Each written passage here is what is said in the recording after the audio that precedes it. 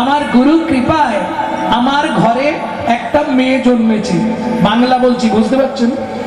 আমার ঘরে। কোন ঘরে? আমার ঘরে। ও মায়েরা, আমার ঘর মানে বোঝেন তো? ওই কাঠবাঁশ টালিমাটি দিয়ে যে ঘরটা, ওই ঘরে নয়। তাহলে কোন ঘরটা? আমার ঘরে। কোন ঘরটা?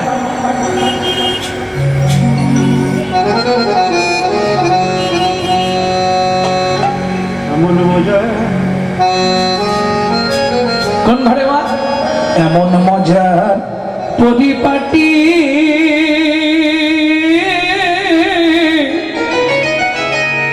একটা ঘরে দুটো খুঁটি, এতে নয় দরজা আটটা কুঠি, চার জানালা দিয়েছে, কোনখানেতে বসে বিধি সৃজন করেছে, কোনখানেতে বসে বিধি সৃজন করেছে। তিন পাটে হয় গরম সাদা। এই ঘরটা কতালা? আসতে একটু অনুমতি নিয়ে মালাটা খুলে রাখছে, গরম লাগছে। তিন পাটি হয় আরে নজর লাগবে, গরম সারা। মা বলে দিয়েছে। না না, মা বলে দিয়েছে মালা বেশিক্ষণ পরে থাকবি, নজর লেগে যাবে। তিন পাটে হয় গরম সাদা। কতালা বললাম? তিনতলা। ছোট করো। তিন পাটে হয় গরম সাদা, উদারা মুখ দাদা তারা। তিন পাটি হয় গরম সারা, উদারম দারা তারা। ওরে তাহার নিচে দমের চাবি, তাহার নিচে দমের চাবি দিয়েছে মারি। কি চমৎকার মানব দেহ বিধির তৈয়ারি। ওরে কি চমৎকার মানব দেহ গুরুর তৈয়ারি। এই শোনো, ওপর তালায় আজব কাণ্ড, তার নিচেতে সুরের ভাণ্ড। ওপর তলায় আজব কাণ্ড, তার নিচে সুরের ভাণ্ড। ওপর তালায় আজব কাণ্ড, তার নিচেতে সুরের ভাণ্ড। ওপর তলায় আজব কাণ্ড, তার নিচেতে সুরের ভাণ্ড। পাঠালে মাল সময় মতো, পাঠালে মাল সময় মতো সব বের করে দেয়। নিচের তালা ভেদ করি, কি চমৎকার মানব দেহ বিধির তৈয়ারি। ওগো কি চমৎকার মানব দেহ বিধির তৈয়ারি। ওগো কি চমৎকার মানব দেহ বিধির তৈয়ারি।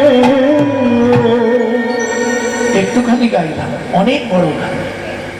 ভক্তমন্ডলী, ভক্তিমতী মায়েরা, তাহলে এমন মজার পরিপাটি, একটা ঘরের দুটো খুঁটি। ঘর চিনে নিলেন, আটটা কুঠুরি, লজ্জা, ঘৃণা, ভয়, মান, প্রণয়, অহংকার, অবিদ্যা, মন।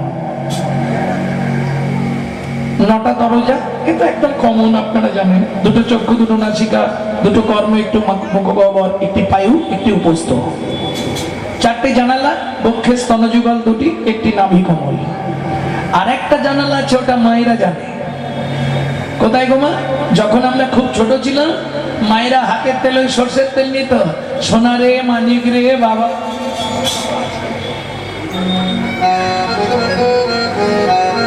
ব্রহ্ম জানালা। শোনো, কারো যদি গুরু কৃপা হয়, এই ব্রহ্ম জানালা দিয়ে তার ঈশ্বর দর্শন হয়। এটা রামকৃষ্ণ কথামৃতের 3য় খণ্ড থেকে বলছি। কেমন? কিন্তু মুশকিলটা কি জানেন? দর্শন হবে, পর্শন হবে না। জানালা, ওতে রড দেওয়া থাকবে না, বাঁশের হোক, লোহার হোক, গ্রিলের হোক, আপনি দেখতে পাবেন কিন্তু যেতে পারবেন না। তাহলে এটা যদি আমার ব্রহ্ম জানালা হয়, এর রড কোনগুলি? আমার ছেলে, আমার মেয়ে, আমার বাড়ি, আমার গাড়ি, আমার টাকা, আমার পয়সা, আমার আমার আমার আমার। ঠাকুর বললে, গিরিশ শুধু কষ্ট করে আটা বাদ দিয়ে দে, দেখবি সবই মার, সবই মার, দেখবি সবই মার, সবই মার। খানা বাদ দিয়ে দে না, সবই মার, সবই মার। এখন দিয়ে দে না, সবই মার, সবই মার। আমি আমি করি চিনিতে না পারি, আমি করি চিনিতে না পারি, আমাতে আমি আছে কি রত, আমি আছি কি রত। আর শক্তির বলে বেড়াই চলে ভুলে, আমার আমি গেলে এ দেহ কত। যার শক্তির বলে বেড়াই চলে ভুলে, আমার আমি গেলে এ দেহ কত। কাঁচাই আমি আর পাকাই আমি, কাঁচাই আমি আর পাকাই আমি। ও মায়েরা, কোন আমিটা ভালো, কাঁচা না পাকা? পাকাটাই ভালো। আরে পাকা আম তো শুধু একবারই খেয়ে নিতে হবে, কাঁচা আম হলে সুবিধা না। ওই আমচুর করা যাবে, চাটনি করা যাবে, গুড়াম করা যাবে, কাসন্দি করা যাবে, তাহলে কাঁচাটা ভালো না? কাঁচা আমি কখনোই ভালো নয়। কেন? আমি এই বাড়ির মালিক, আমি এই বাড়ির ছোট কর্তা, আমি এই সম্পত্তির মালিক, এটা কাঁচা আমি। আমি এই বাড়ির ছোট বউ, আমি এই বাড়ির বড় বউ, এটা কাঁচা আমি। আর পাকা আমি কোনটা? আমি যে তোমারই দাস, তুমি যে আমার প্রভু, এই কথাটি কোনো দিন জীবনের কোনো দিন ভুলে না যাই কবু, ভুলে না যাই কবু। আমি যে তোমারই দাস, তুমি যে আমার প্রভু, এ কথাটি কোনো দিন জীবনের কোনো দিন ভুলে না যাই কবু, ভুলে না যাই কবু।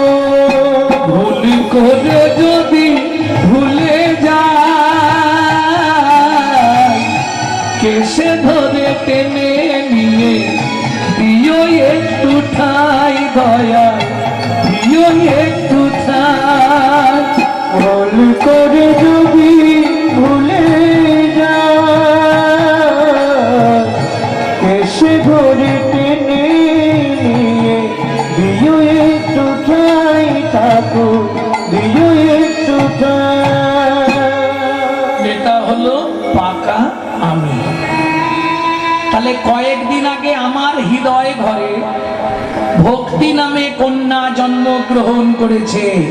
সৎ ভক্তি দুহিতা জাতা, দুহিতা মানে কন্যা, জাত জাতা, জন্মগ্রহণ করেছে। আর যেদিন থেকে ভক্তি নামে কন্যা জন্মগ্রহণ করলো, আমার হৃদয় ঘরে যে মায়া নামে স্ত্রী ছিল, সে জন্মের মতো মারা গেল। বুঝে নেওয়া গেল? খুব সহজ কথা নয়, এ সাধনের কথা, ভজনের কথা, বাহ্যিক জনের জন্য নয়। তখন পণ্ডিত আছাড় খেয়ে পড়লেন সনাতন গোস্বামীর চরণে। সনাতন, তুমি যে ধনে হইয়া ধনী, পরশ মনিরেও মানো নাই মনি, তার কিঞ্চিত দেহ তো আমার মনে হয় যে ব্যক্তি পরশমণি যমুনায় ফেলে দেয়, সে নিশ্চয়ই কোনো বড় পরশমণির সন্ধান পেয়ে গেছে। সনাতন গোস্বামী বললেন, পণ্ডিত আমি যে পরশমণির পরশ পেয়েছি, যদি পেতেই হয় তিনি এখন নীলাচলে আছে, আমার সঙ্গে চলুন। সেই চৈতন্য পরশমণির যদি পরশ আপনি পেতে পারেন, আপনার ইহ জনমটা উদ্ধার হয়ে যাবে। তাই গৌর হরি বল। তাহলে বুঝে নেওয়া গেল, পতিত পাবন প্রভু করুণা নিদান, ভক্ত জনে বাঁচাইতে দিলা নিজ প্রাণ। তাই তো? এই নাগরী,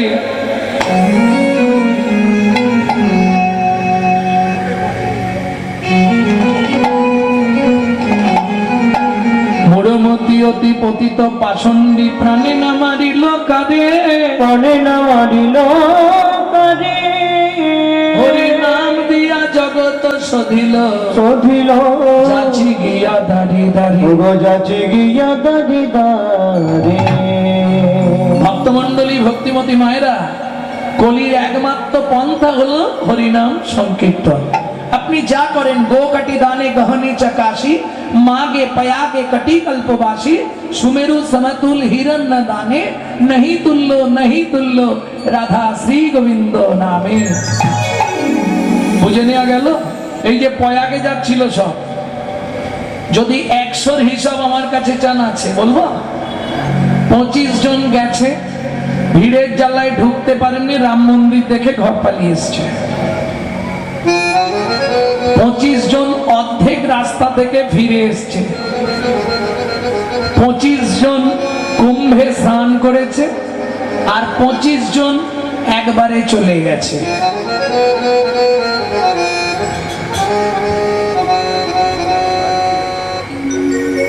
হিসাব বেশি না। ধানবাদের পর থেকে রাস্তার ধারে খালি গাড়ি দেখলেন, বাপরে বাপ, ভর্তি গাড়ি সব পড়ে আছে, প্রাইভেট গাড়িগুলো ভাঙচুর হয়ে, অ্যাক্সিডেন্ট হয়ে সব পরপর পড়ে আছে।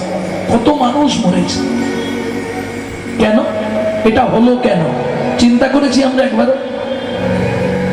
মানে প্রয়াগরাজও পাপ নিতে চাইছে না।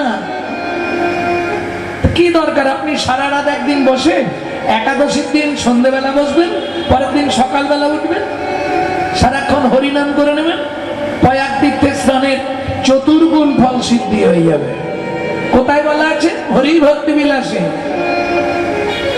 কোটি গরু ব্রাহ্মণকে দান করলে যে ফল হবে, গো কাটি দানে গহনে চকাশি। গ্রহণের সময়, চন্দ্রগ্রহণ বা সূর্যগ্রহণের সময় কেউ যদি কাশীর মণিকর্ণিকার ঘাটে স্নান করে, বারাণসী গেছেন, মণিকর্ণ কি পড়েছিল ওখানে বলতে পারবেন না? সীতার কানের দুল পড়ে গেছিল ঘাটে, এই জন্য মণিকর্ণিকার ঘাট। বিশ্বের এত বড় শ্মশান পৃথিবীর কোথাও নেই। 24 ঘন্টায় 6টা চিতা জ্বলে সব সময়, 365 দিন বন্ধ নেই। সেই মণিকর্ণিকার ঘাটে স্নান করতে গেলে, স্নান করলে যে পুণ্য সঞ্চার হবে, তোমার বলছে 12 জন্মের পাপ নাকি ক্ষয় হয়ে যায়। মাঘ মাসে প্রয়াগ তীর্থ করলে যে পুণ্য সঞ্চার হবে, পর্বতের সমান সোনা দান করলে যে পুণ্য সঞ্চার হবে, নহি তুল্য রাধা শ্রী গোবিন্দ নামে। সুযোগ যখন হয়েছে একটু বলি, ছেলেটা মনে মনে এই কথাটা জানার পরে, মুসলমানের ছেলে, ইচ্ছা হলো কেউ তো বুঝতে পারবে না আমি হিন্দু না মুসলমান, লুকিয়ে গিয়ে মণিকর্ণিকার ঘাটে স্নান করে চলে আসে। যা পাপ করেছি ক্ষয় হয়ে যাবে, ও চলে গেছে। এখন মণিকর্ণিকার ঘাটের নিয়ম হচ্ছে অদীক্ষিত ব্যক্তিদের স্নান করা নিষিদ্ধ। তাহলে দীক্ষা নিতে হবে। ইসলাম ধর্মে তো দীক্ষা নেই, কি করবে বেচারি? তাহলে হিন্দু গুরুদেব দেখতে হবে, ও ভাই এখানে কে দীক্ষা দেয়? কেউ নয়। যদি একজন মহারাজ আছে, সে প্রতিশ্রুতিবদ্ধ কাউকে দীক্ষা দেবে না। সে কে? রামানন্দ স্বামী, রামানুজ সম্প্রদায়। ছেলেটা মনে মনে ঠিক করে ফেললো ওনার থেকেই দীক্ষা নেবো। বলে তোমার মাথা খারাপ হয়েছে? উনি কাউকে দীক্ষা দেননি। ভাই ওনাকে সাক্ষাৎ কোথায় পাওয়া যাবে? প্রত্যেক দিন ভোর 3টের সময় এই মণিকর্ণিকার ঘাটে স্নান করতে আসছে। ছেলেটা বলে আর কিচ্ছু বলতে হবে না তোমাকে, তুমি যাও, আমি বুঝে নেব। কেমন বুদ্ধি দেখুন। রাত্রি 2টোর সময় চলে গেছে ঘাটে, ঘাটের একটা পাথরকে ঠেলে জলে ফেলে দিয়ে পাথরের মতো শুয়ে আছে। ও একটা ধাপ হয়ে গেছে। এবার রামানন্দ স্বামী প্রত্যেক দিন 3টে বাজলেই আসবে মণিকর্ণিকার ঘাট। প্রথম ধাপ, দ্বিতীয় ধাপ, তৃতীয় ধাপে যেই পা দিয়েছে নরম লেগেছে। পাথরের ধাপগুলো শক্ত ছিল, এই ধাপটা নরম লেগেছে। চিৎকার করে উঠেছে রাম কহ, রাম কহ, রাম কহ। জলে নেমে গেছে তাড়াতাড়ি করে, স্নান করছে আর দেখছে ওই তীরেতে একটা ছেলে হাত তুলে তুলে নাচছে নাচছে আর কি বলছে জানো? আমার দীক্ষা নেওয়া হয়ে গেল, আমার দীক্ষা নেওয়া হয়ে গেল। রামানন্দ স্বামী স্নান করে উঠলেন। এই কে তোর গুরুদেব? আপনি। আমি জীবনে শিষ্য করি। ও মা, এই তো আপনি আমার বুকের উপর পা দিয়েছিলেন। তার মানে আপনি নামবার সময় আমার বুকে পা দিলেন আর 3বার বললেন রাম কহ, রাম কহ, রাম কহ। 3বার কইলে উচ্চারণ, কইলে উচ্চারণ, উহাতেই হইল মোর দীক্ষা গ্রহণ, দীক্ষা গ্রহণ। এবার চাকরি দাও। কি চাকরি করবি? যে চাকরি দে। কোথায় থাকিস? তোর নাম কি? নামটা যদি বলি আবার তাড়ি দেবে না তো? বলে দিই, গুরুদেবের কাছে তো আর মিথ্যে বলা যাবে না। আমি জোলা বংশে তাঁতি, জোলা বংশে মুসলমানের ছেলে, আমার নাম কবির। তুই মুসলমানের ছেলে হয়ে তাতে কি হয়েছে? দীক্ষা তো পেয়ে গেছি, মণিকর্ণিকার ঘাটে স্নান করব ভেবে এসেছিলাম, আর স্নান করার দরকার নেই, দীক্ষা হয়ে গেছে। এবার কি করবি? একটা চাকরি দিয়ে দিন, আমি এখানেই জন্মের মতো রয়ে যাব। বাবা মা চুলোই যাক, আমার দেখার দরকার নেই। প্রথম জন্ম হয় পিতা মাতার ঔরসে, দ্বিতীয় জন্ম হয় গুরুর মন্ত্র উপদেশে, গুরুর মন্ত্র উপদেশে। তৃতীয় জন্মের কথা কহনে না যায়, কহনে না যায়। ওরে চতুর্থ জন্মে তারে কৃষ্ণ আপন করে নেয়, আপন করে নেয়। অতএব হয়ে গেছে, আর দরকার নেই। তাহলে শোন, এই খাতা দিলাম, এই পেন দিলাম, সারাদিনে কতজন স্নান করছে এটা লিখে রাখবি।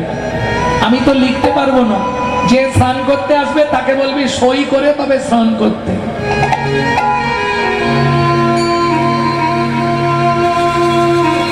কে? 1 মাস গেল, 2 মাস গেল, 3 মাস গেল, এবার ছদ্মবেশ হরি হরি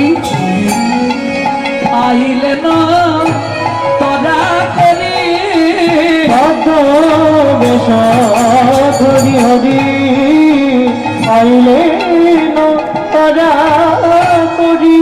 ছদ্মবেশে ভগবান এলেন। স্নান করবো বলে আগে সই করো। দেখ আমার সই লাগে না। তুমি কে হে তোমার সই লাগবে না?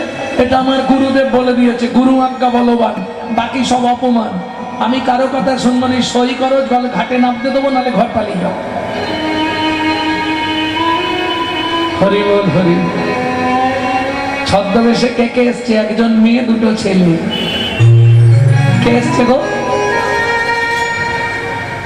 রাম লক্ষ্মণ আর সীতা। রামচন্দ্র ঘিরে কথা বলছে, সেই সুযোগে লক্ষ্মণ আর সীতা নেমে গিয়ে স্নান করে নিয়ে। এই দেখো, দেখলে? এই জন্য তোমাদের সঙ্গে কথা বলতে নেই। আমি এদিকে কথা বলতে বলতে ওরা স্নান করে। কি বলতো, এরা কি নিয়ম মেনে চলবে না? আরে সইটা করতে ছেড়ে দাও, ওরা তোমারই লোক তো। হ্যাঁ, তুমি সইটা কর। ভগবান মনে মনে ভাবছে কি ঝামেলায় পড়লুম, এখন সই করলেই তো ধরে ফেলবে, বিপদ হয়ে যাবে আজকে। আচ্ছা পরে সই করে দিলে হবে না? না, এটা আমার গুরু আজ্ঞা। দয়ার সাগর রাম খাতাখানি নিয়ে বাঁকা হাতে লিখে দিল, জয় জয় প্রভু রাম। বাঁকা হাতে লিখে দিল, জয় জয় প্রভু রাম। ওই লেখা তত্ত্ব দেখে কবি কাঁদে অবিরাম। ওই লেখা তত্ত্ব দেখে কবি কাঁদে অবিরাম। বলো বলো প্রভু লুকাবে কোথায়? তুমি বলো বলো প্রভু লুকাবে কোথায়? ওই চরণে আমি সব দিয়েছি, বলো বলো প্রভু লুকাবে কোথায়? আমি ওই চরণে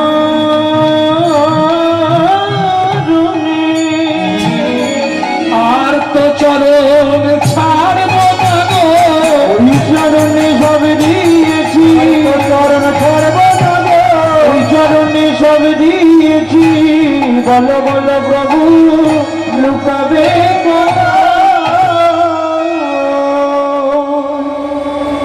তাহলে সাধনের দ্বারা ভগবান লাভ হয়, যদি গুরু কৃপা হয়ে যায়। আর কিসের দ্বারা হয়? সত্য যুগে হতো ধ্যানের দ্বারা, জানেন তো, সত্য যুগে ধ্যান করে ভগবান লাভ হয়ে যেত। যেমন ধরুন মা সরস্বতী, মা সরস্বতী কতদিন ধ্যান করেছিল?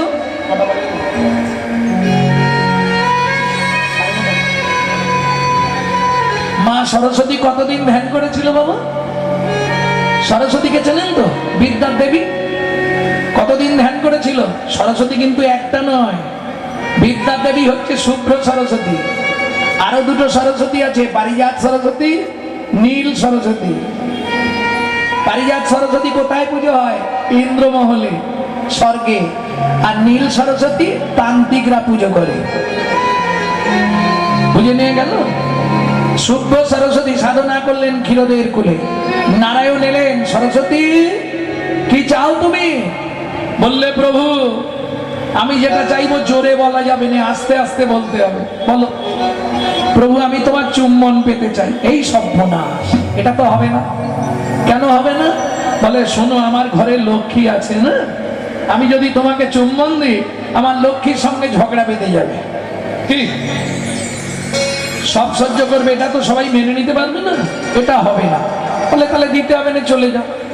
নারায়ণ ফিরে এলেন, আবার সরস্বতী সাধনায় বসলেন 2000 বছর। আবার গেলেন নারায়ণ, সরস্বতী কি নেবে? প্রভু আমি তো আগেই বলেছি তোমার চুম্বন পেতে চাই। আরে ওটা হবে না, অন্য কিছু চাও। লক্ষ্মী শুনলে রাগারাগি করবে না, ওটা পাবে না। বলে তাহলে দরকার নেই, চলে যাচ্ছে। বিষাদ বদনে নারায়ণ ফিরে আসছে, মলিন বদন। ও মায়েরা, বিপদে পড়লে সবাই, আমরা বিপদে পড়লে ভগবানকে ডাকি, ভগবান বিপদে পড়েছে কাকে ডাকবে? যাইতে যাইতে পথে দেখা নারদের সাথে, গাইতে গাইতে পথে দেখা নারদের সাথে, বলে কেন মলিন বদন, বলে কেন মলিন বদন। ও জবার মা, এই দেখো, সারা রাত হরিনাম শুনলে 25 ভাগ পুণ্য সঞ্চার হয়। হরিবাসরে একটা আন কথা বললে 75 ভাগ মহাপাপ হয়। হরি ভক্তি বিলাস। 2 টাকার পুণ্য কিনতে এসে 10 টাকার পাপ কিনে নিয়ে বাড়ি যেও না। রাজার পাপে রাজ্য নষ্ট, প্রজারা পায় কষ্ট, আর গিন্নির পাপে সংসার নষ্ট, ছেলে পুলে পায় কষ্ট।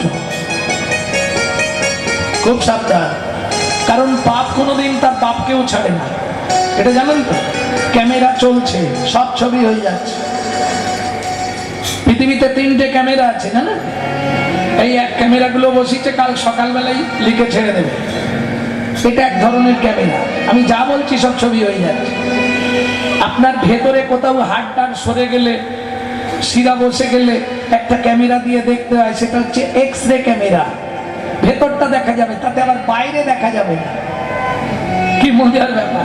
আর একটা ক্যামেরা ভগবান লাগিয়ে দিয়েছে, জন্ম টু মৃত্যু তুমি যা করবে ওখানে সব লোড। বুঝে নেওয়া গেল? স্বয়ং ভগবানকে ব্যাধের হাতে তীর খেয়ে মরতে হলো, রামচন্দ্রকে সরজু নদীতে সুসাইড করতে হলো, তাহলে পাপ কোনোদিন ছাড়বে কাউকে? গঙ্গাপুত্র ভীষ্ম 54 দিন সরসজ্জায় পড়েছিল সামান্য একটু ভুলের জন্য। এটা বুঝতে হবে।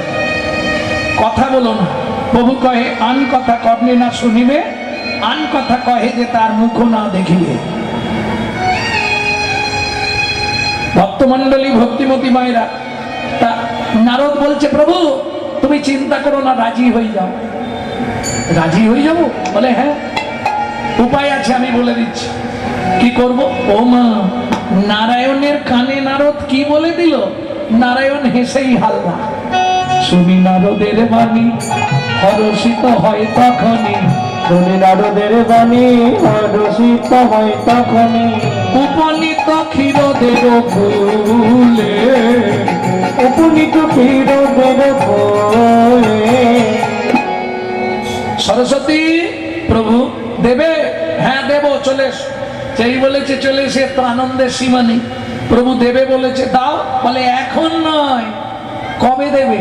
বলে আগত দাপর যুগে তুমি জন্মগ্রহণ করবে মধুর মুরলী হয়ে, আমি ঘন ঘন চুম্বন দেব, তাই ঘন ঘন চুম্বন দেব, তুমি মধুর মুরলী হবে, ঘন ঘন চুম্বন দেব। মধুর মুরলী হবে, আমি ঘন ঘন চুম্বন দেব। তুমি মধুর মুরলী হয়ে জন্মাবে, আমি তোমায় চুম্বন দেব। শর্ত কিন্তু একটা। কি শর্ত? যতক্ষণ আমার বামে রাধা না থাকবে ততক্ষণ তোমায় চুম্বন দেব। সরস্বতী বললে প্রভু এটা কি করে হয়? তোমার বামে যখন রাধা না থাকবে আমায় চুম্বন দিও, হারাই হারাই বলে বাজবো। তোমার বামে যখন রাধা দাঁড়াবে তখন আমায় চুম্বন দিও। তখন কি করব যেন? আমি যুগল নামে বাজবো, বলে বলে বাজব, রাধে জয় শ্যাম বলে যুগল নামে বাজবো। জয় রাধে জয় শ্যাম বলে, তোমার মনোবাঞ্ছা মিটাইব, জয় শ্যাম বলে, রাধে জয় শ্যাম বলে, রাধে জয় শ্যাম বলে, রাধে জয় শ্যাম বলে, বল নামে বাজব। মানুষ মানুষ নয়, মনুষ্যত্ব ছাড়া হোক না যত জ্ঞান বুদ্ধি বিবেকেতে বাড়া, ধনে আর মানে বড় বড় সেই নয়, কৃষ্ণ প্রেম যার অন্তরে তারে মানুষ কয়। তবে এখন একটা সুবিধা হয়ে গেছে, 3-4 জনের সংসার। তোমাকে বলি, এক ছেলে এক মেয়ে, স্বামী স্ত্রী, 4 জনের সংসার।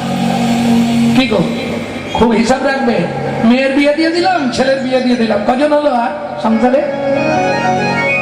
তাড়াতাড়ি বলো। 2 জন। কোন স্কুলে পড়েছো? আরে স্বামী স্ত্রী ছেলে মেয়ে, মেয়ের বিয়ে দিয়ে দিলাম, ছেলের বিয়ে দিয়ে দিলাম, কজন হলো?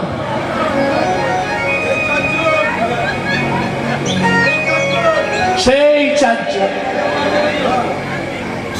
হরি বল হরি বল। কি মজার ব্যাপার। একটা নাতনি হলো, গিন্নি মারা গেল, সেই 4 জন। বোঝা যাচ্ছে না কথাটা? শ্বশুর একা। আমি কি বলি শোনো না, বাবা নাই দিন রাত মন মারা হয়ে পড়ে থাকে। তা তুমি এক কাজ করো না, এই গোপালের বাবাকে তো দিয়ে এসেছে, আমাদের বাবাকেও দিয়ে এসো না। কোথায়? বৃদ্ধাশ্রমে। শোনো না, তাতে বাবা 5 জনের সঙ্গে মিশলে একটু মনটা ফ্রি হবে। একা একা বাড়িতে মন মরা হয়ে বসে থাকে। ছেলে কাজে চলে যাওয়ার পর শ্বশুর গিয়ে জানলার ধারে দাঁড়িয়ে বলছে, বৌমা তুমি আমার এত উপকার করলে, আমার ইচ্ছা হচ্ছে তোমাকে একটা প্রণাম করি।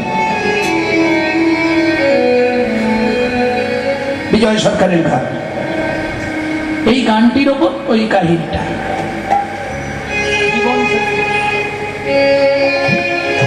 ভক্তমন্ডলী, ভক্তিমতী মায়েরা, এইবার চলুন।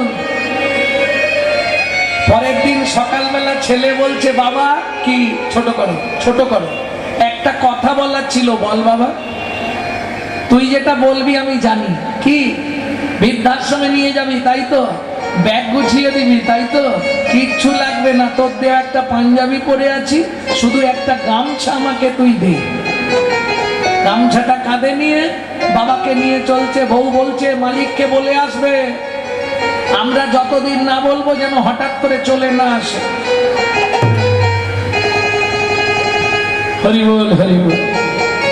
একই মালিকের দুটো, একটা বৃদ্ধাশ্রম, একটা অনাথ আশ্রম, এ মুখে মুখোমুখি দুটো।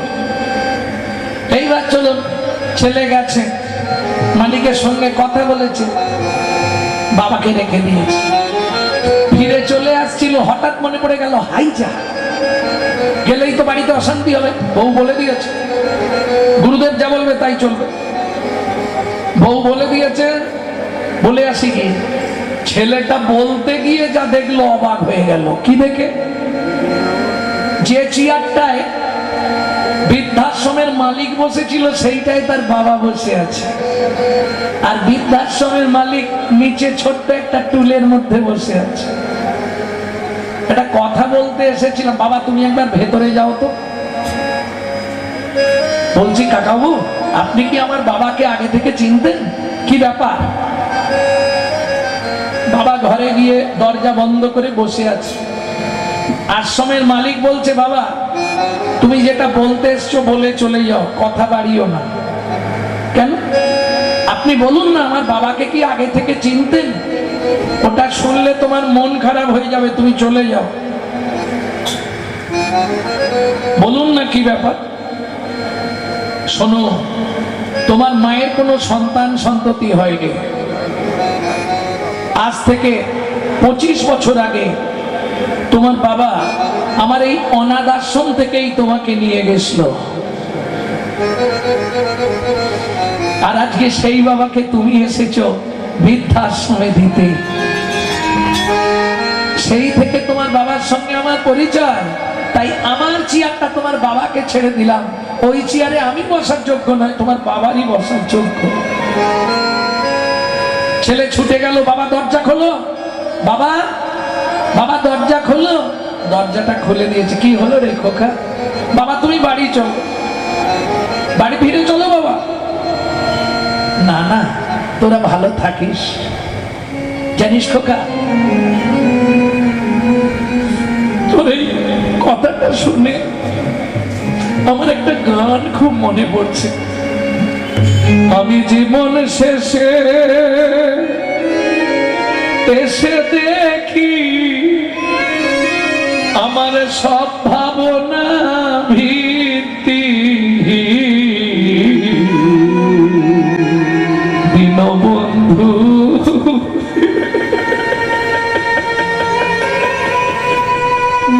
ভেবেছিলাম সমান যাবে দীনবন্ধু রে,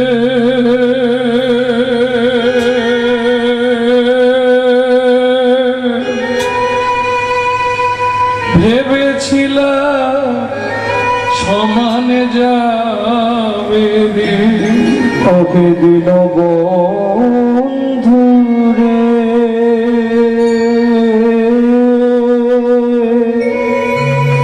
ভেবেছিলাম সমান যাবে।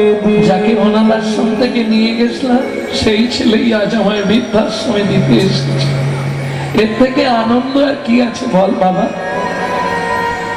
বাবা তুমি আমার একটা কথা রাখো, ফিরে চলো বাবা। বাবা তুমি ফিরে চলো। পারের ঘাটে পারের ঘাটে এসে দেখি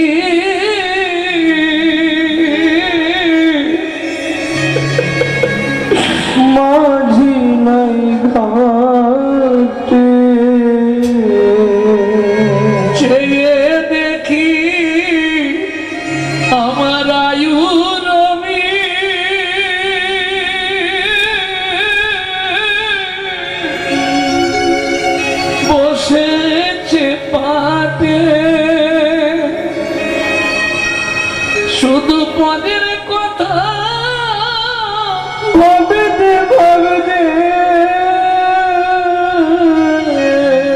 আজ নিজের দেহ অলক্ষী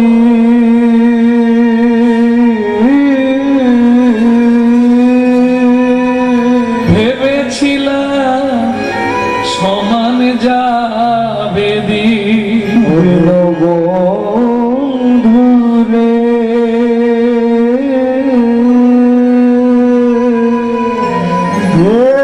ভেবেছিলাম সমান যাবে দিন, ওহে দিন বন্ধু। বাবা তুমি আমার একটা কথা রাখো বাবা, আর জীবনে এরকম করবো না। তুমি ফিরে চলো খোকা, আর ফিরে গিয়ে লাভ নেই বাবা, আমার আর সময় নেই। আয়ু রবি পাটে বসে গেছে, কি যাতা বলছো? ফিরে চলো বাবা। বাবা বাবা এতক্ষণে বাবা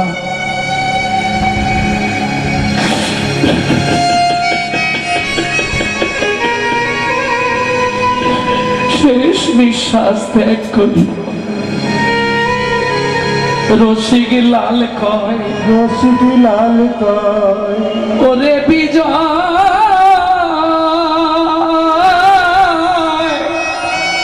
জীবনে তো হলো পরাজয়, সেদিনই চিনলি না তার শরণ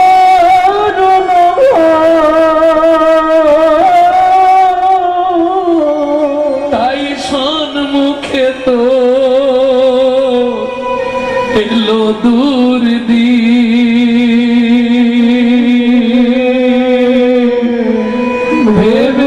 ভেবেছিলাম সমান যাবে দিন, বন্ধু রে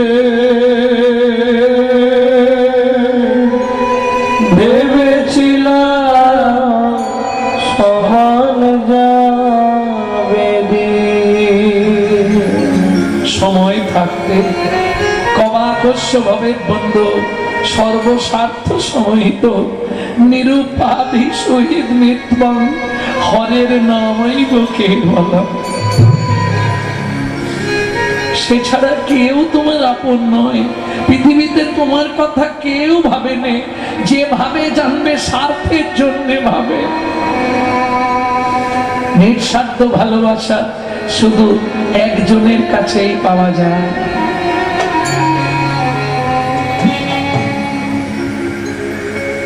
বুঝে নেওয়া গেল সব অভিনয় কিছুই নয়, মিছে মায়ায় অভিনয়।